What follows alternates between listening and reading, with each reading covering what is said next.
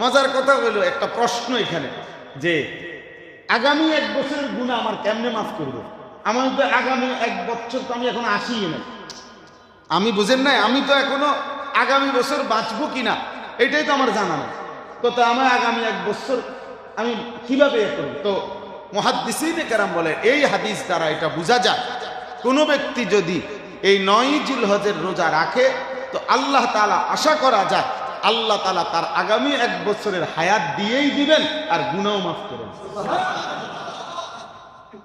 বুঝছেন নি হিসাব? আশা করা যায় কি ইনশাআল্লাহ। আল্লাহ তাআলা আমাদেরকে তৌফিক দান করেন। এজন্য আমরা গুরুত্ব দিই ইনশাআল্লাহ এই আমলের প্রতি যত্নবান হবেন।